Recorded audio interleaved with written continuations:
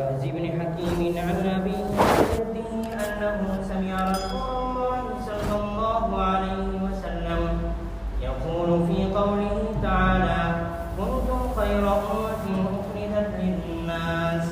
قال: أنتم 70 أمة أنتم خيرها وأكرمها على الله تعالى. رواه الترمذي وابن ماجه والدارمي. وقال الترمذي: هذا حديث حسن. الحمد لله رب العالمين، أشهد أن لا إله إلا الله وحده لا شريك له، وأشهد أن سيدنا ومولانا محمدًا عبده ورسوله، صلى الله تبارك وتعالى عليه وعلى آله وأصحابه وذرياته أجمعين. أما بعد، فأعوذ بالله من الشيطان الرجيم. بسم الله الرحمن الرحيم. كنتم خير أمة أخرجت للناس تأمرون بالمعروف وتنهون عن المنكر وتؤمنون بالله. صدق الله مولانا العلي العظيم. معزز اساتذہ کرام، طلبہ عزیز، بزرگوں اور بھائیوں، ہونا تو یہی چاہیے تھا کہ جن حضرات اساتذہ نے پورے سال آپ کو یہ کتاب پڑھائی، وہی اس کی تکمیل بھی کرتے. یہی ان کا حق ہے. لیکن ہمارے کرم فرما محب گرامی حضرت مولانا شیر محمد صاحب دامت برکاتہم نے حکم دیا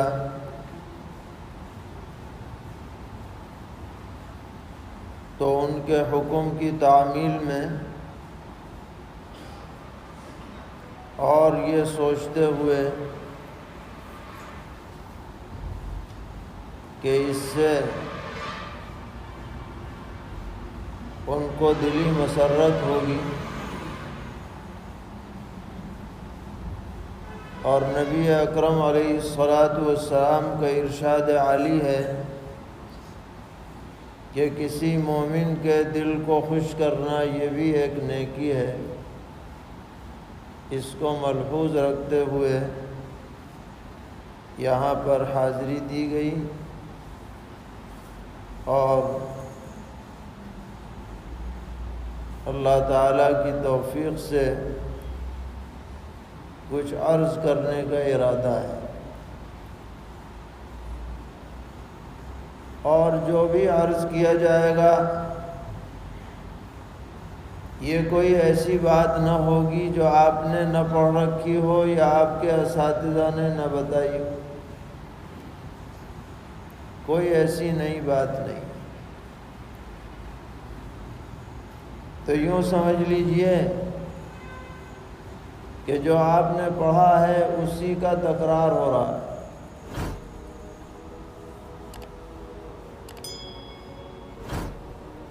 اولاً تو یہ بات ذہن نشین کرنی چاہیے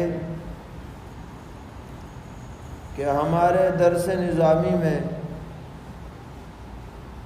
مشکوٰۃ المصابیح کو بنیادی اہمیت حاصل ہے.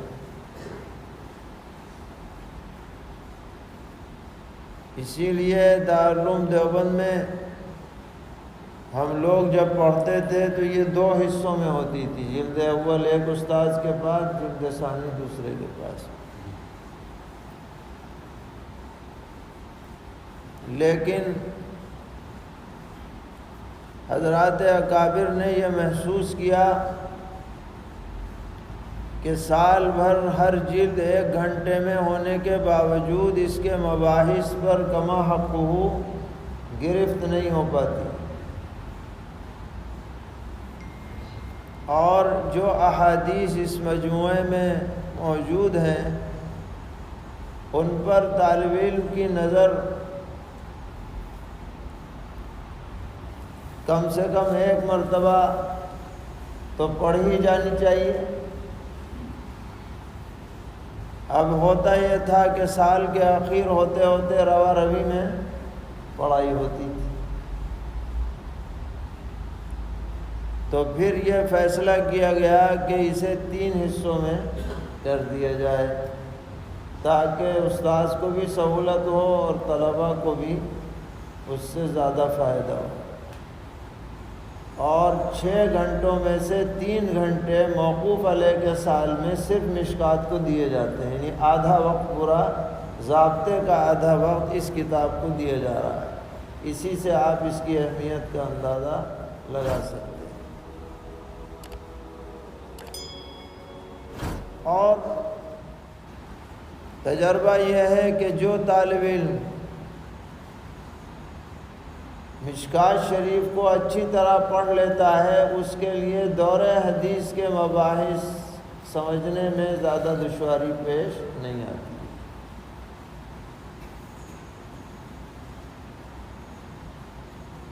اور یہ کتاب مقبول ترین کتابوں میں شامل ہے، احادیث شریفہ کی مقبول ترین۔ آپ دور حدیث شریف پڑھیں گے انشاءاللہ اگلے سال تو آپ کو یہ اندازہ ہو جائے گا کہ یکجا طور پر مرتب طریقے پر جتنی بڑی تعداد میں اس کتاب میں روایات ہیں، احادیث شریفہ ہیں، کسی اور کتاب میں نہیں ملے۔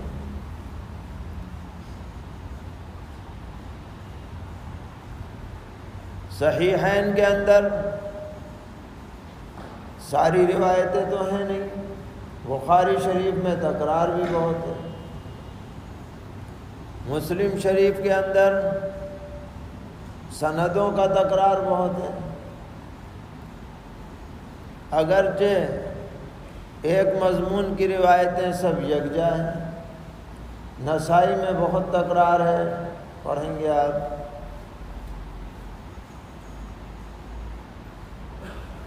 لیکن حدیثوں کا مدار صرف صحاح ستہ ہی پہ نہیں ہے، دیگر بھی احادیث کے مجموعے ہیں، ان میں بھی صحیح روایتیں ہیں۔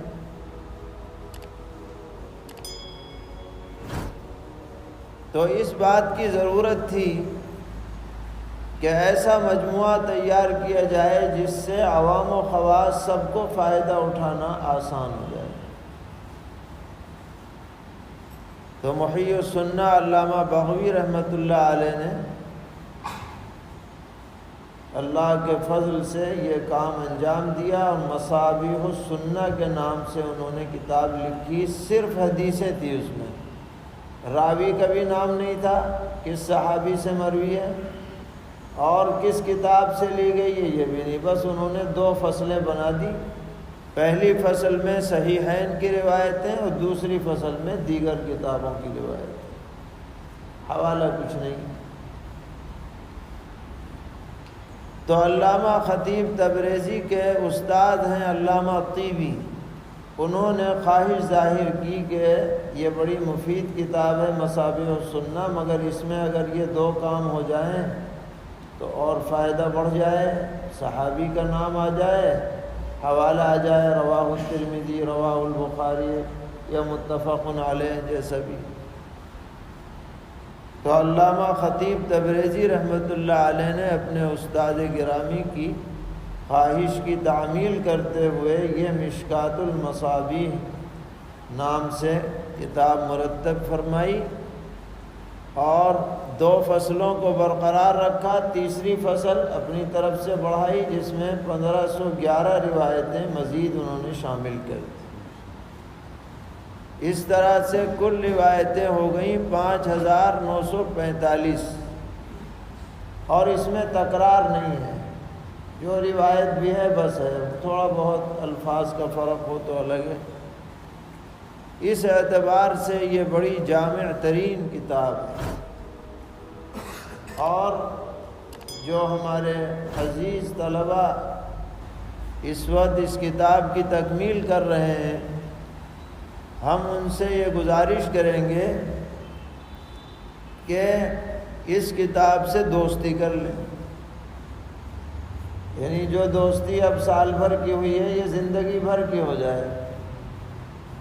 حضرت شیخ الاسلام مولانا سید حسین احمد مدنی نور اللہ مرقدہ کے مکتوبات میں کئی جگہ یہ بات مذکور ہے، آپ نے مشورہ دیا اپنے شاگردوں کو، متوسلین کو، جن لوگوں کو خصوصاً وعظ و تقریر کے لیے مواد کی ضرورت پڑتی ہے، تو حضرت نے فرمایا مشکوٰۃ شریف کا مطالعہ کیا۔ ادھر ادھر کی باتیں بیان کرنے کے بجائے حدیثوں کی باتیں بیان کرو نا بھائی۔ قرآن و سنت میں کوئی کمی تھوڑی ہے کہ ہم واہی تواہی باتیں، سنی سنائی باتیں اور چلتی کر دیں۔ مستند محکم صحیح باتیں پیش کی جائیں، ان میں جو تاثیر ہدایت کی ہو سکتی ہے وہ ہماری آپ کی باتوں میں نہیں ہو سکتی۔ تو اس سے رابطہ برقرار رکھیے، آپ چاہے جس مشغلے میں رہیں، مگر آپ احادیث شریفہ سے، خصوصاً مشکوٰۃ شریف سے آپ کا ربط رہنا چاہیے۔ اللہ تعالی ہم سب کو تا دم آخر احادیث میں مشغول رہنے کی توفیق عطا فرمائے۔ اس کی بڑی برکات ہے، حدیث شریف کی بڑی برکات ہے۔ ابو داؤد شریف کے مقدمے میں لکھا ہے کہ ایک بزرگ تھے سہل بن عبداللہ التستری رحمہ اللہ تعالی، بہت ان کا اونچا مقام ہے تصوف میں، بہت سے لوگ ان سے وابستہ تھے۔ تو ایک دن وہ حضرت امام ابو داؤد رحمۃ اللہ علیہ سے ملنے کے لیے ان کے گھر تشریف لائے، کنڈی بجائی، پوچھا کون ہے کہ سہل بن عبداللہ، مشہور بزرگ تھے۔ امام صاحب نے دروازہ کھولا اور فرمایا کہ آپ نے کیوں زحمت فرمائی، کوئی کام تھا تو میں خود حاضر ہو جاتا۔ تو آپ نے فرمایا کہ نہیں، میں تو بھائی اپنی ضرورت کے لیے آیا ہوں، اور جب تک تم یہ وعدہ نہیں کرو گے کہ جو میں طلب لے کے آیا ہوں وہ پوری کی جائے، جب تک میں بیٹھوں گا نہیں آپ کے اوپر۔ فرمائیے تو کیا بات ہے کہ نہیں، پہلے وعدہ کیجیے آپ کہ ٹھیک ہے جو آپ فرمائیں گے وہ پورا کیا جائے۔ تشریف فرما ہوئے، اس کے بعد انہوں نے فرمایا کہ میں یہ چاہتا ہوں کہ آپ جس زبان سے پیارے آقا صلی اللہ علیہ وسلم کی حدیثیں بیان کرتے ہیں وہ آپ زبان نکالیے، میں اسے چومنا چاہتا ہوں۔ جس زبان سے آپ قال رسول اللہ صلی اللہ علیہ وسلم فرماتے ہیں اور پڑھاتے ہیں اور حدیث کی نشر و اشاعت فرماتے ہیں، وہ زبان اس قابل ہے کہ اس کو چوما جائے، قابل احترام، اس میں کیا شک شبے کی بات۔ اس لیے جس شخص کو بھی یہ سعادت میسر ہے اس پر اللہ تعالیٰ کا بہت بڑا فضل و کرم اور انعام ہے، وہ اس کی قدر کرے اور یہ مشغلہ زندگی بھر برقرار رکھنے کی کوشش کرے۔ اگلا سال آپ کا دورہ حدیث شریف کا ہوگا انشاءاللہ۔ اس میں 10 کتابیں پڑھائی جاتی ہیں، کچھ پوری ہوتی ہیں، کچھ منتخب ابواب ہوتے ہیں۔ کسی اور فن کی کوئی کتاب اس سال میں نہیں ہوتی، اسی لیے نام ہی اس کا کیا پڑ گیا، دورہ، یعنی بار بار حدیث ہی آئے گی بس، صبح سے لے کے شام تک۔ تو 3 باتوں کی آپ پابندی کیجیے گا تو انشاءاللہ برکت حاصل ہو۔ کتنی؟ نمبر 1، کوئی بھی سبق بے وضو نہ پڑھیں، اس کا اہتمام رکھیں کہ ہمارے سبق میں کوئی بھی حدیث ایسی نہ پڑھی جائے کہ ہم وضو کی حالت میں نہ ہوں۔ یہ بھی ایک وحی ہے جو ہم پڑھ رہے ہیں حدیث کی شکل میں، اگرچہ وحی غیر مطلوع ہے لیکن ہے تو وحی۔ وَمَا يَنطِقُ عَنِ الْهَوَىٰ إِنْ هُوَ إِلَّا وَحْيٌ يُوحَىٰ، تو اس کا بھی احترام ہونا ہے۔ وضو کے اندر اللہ تعالیٰ نے صرف ظاہری ہی صفائی نہیں رکھی، اس سے باطنی صفائی بھی حاصل ہوتی ہے۔ وضو کی کیفیات الگ ہیں، بے وضو کی کیفیات الگ ہیں۔ آپ کہیں گے کہ صاحب 6 گھنٹے 4 گھنٹے کیسے آدمی باوضو رہ سکتا ہے؟ ہمت کیجیے، رہے گا، کیوں نہیں رہے؟ ایسی کوئی بڑی بات نہیں۔ جو ہمت کرنے والے ہیں اور عزم کرنے والے ہیں ان کے ساتھ اللہ کی مدد ہوتی ہے۔ دوسری بات دورے والوں کے لیے، پورے سال کسی بھی گھنٹے کی کسی بھی حدیث کا ناغہ نہیں ہونا ہے، چاہے کچھ بھی ہو۔ دورہ ہے تو دورہ ہی ہے بس، اور ادھر ادھر کی طرف توجہ چھوڑ دو۔ کوئی سبق کی کوئی حدیث جو استاذ کے سامنے پڑھنے سے رہ جائے گی اتنی سند منقطع ہو جائے گی۔ سند کے اتصال کے لیے لازم ہے کہ آپ از اول تا آخر سبق میں حاضر رہیں، چاہے آپ عبارت پڑھیں یا دوسرا بھائی عبارت پڑھے، آپ سنیں۔ سند کے اتصال کے لیے ضروری ہے۔ اور تیسری بات، جو عربی حواشی ہیں کتابوں کے،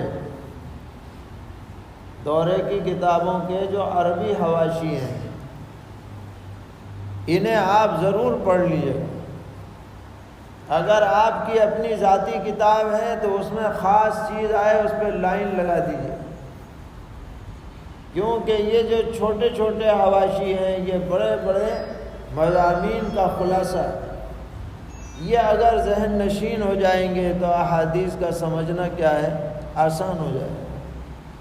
بخاری شریف کا زبردست حاشیہ ہے، حضرت محدث سہارنپوری رحمۃ اللہ علیہ، حضرت نانوتوی رحمۃ اللہ علیہ۔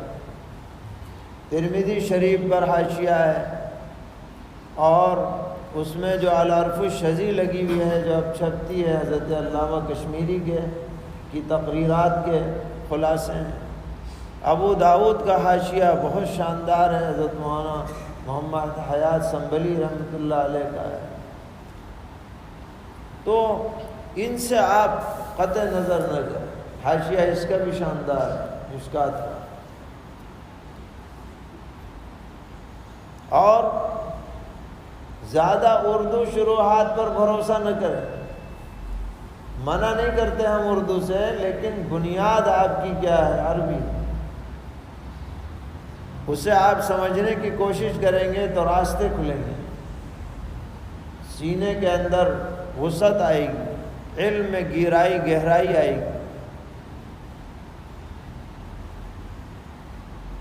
کیوں بھائی، ارادہ ہے انشاءاللہ ان تینوں باتوں کا۔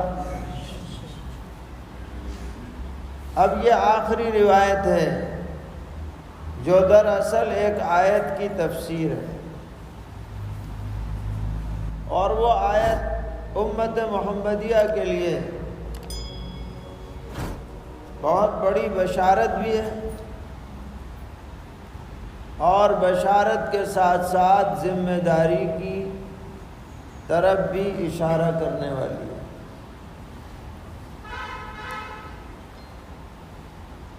وہ آیت کون سی ہے؟ کنتم خیر امت اخرجت للناس، تم لوگ یعنی امت محمدیہ کے لوگ بہترین امت ہو، لوگوں کے سامنے تمہیں پیش کیا گیا ہے۔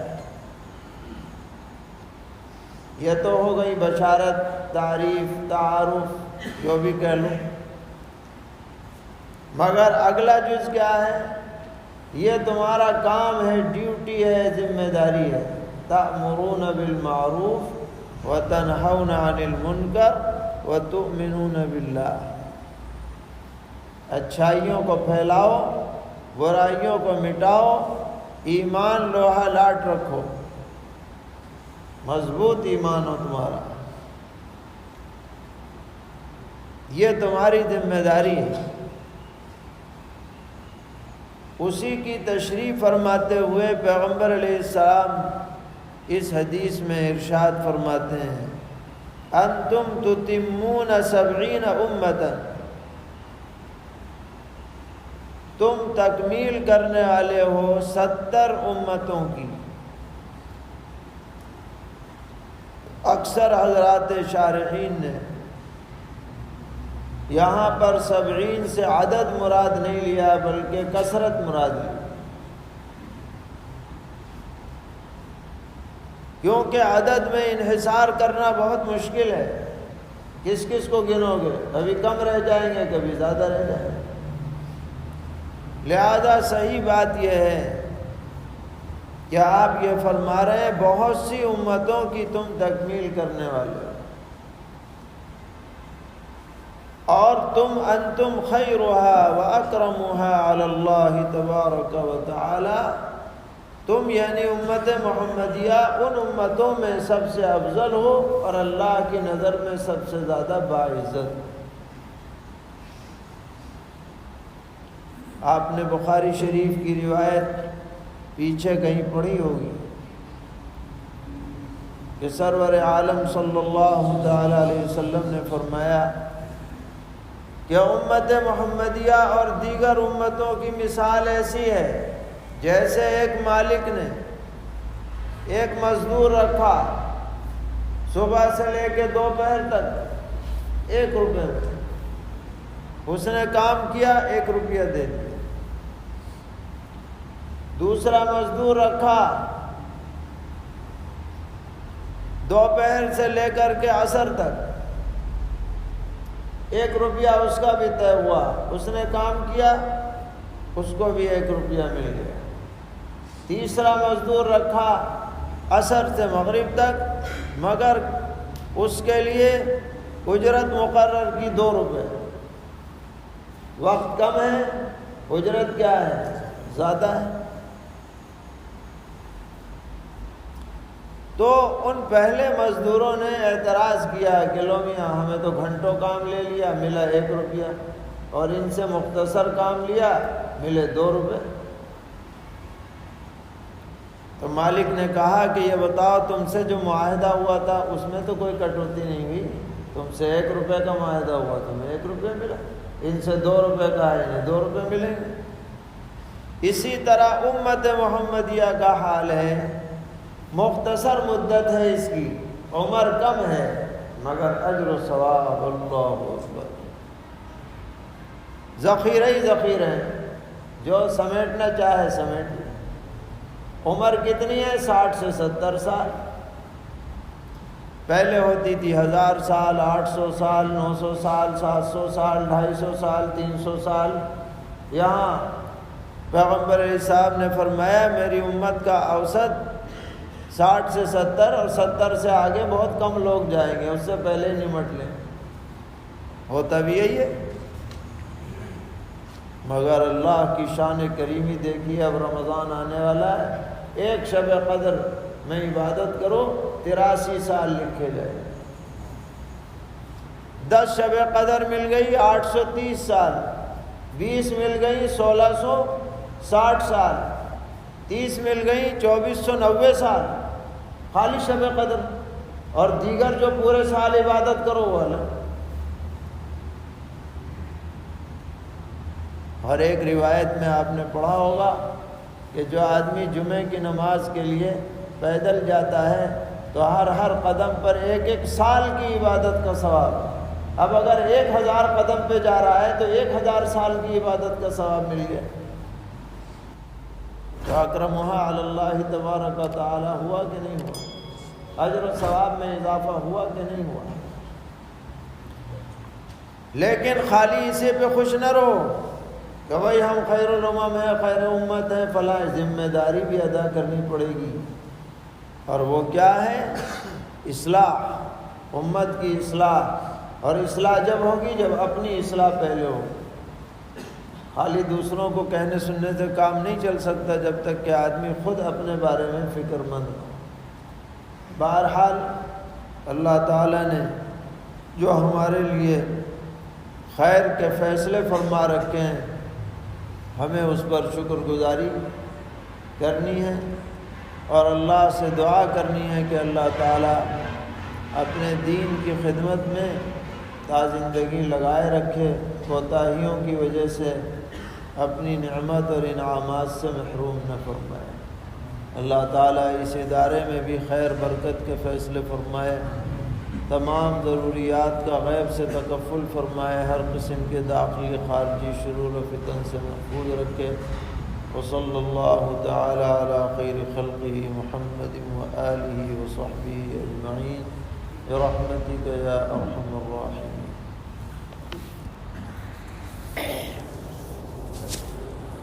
کراتے سبق آپ لوگ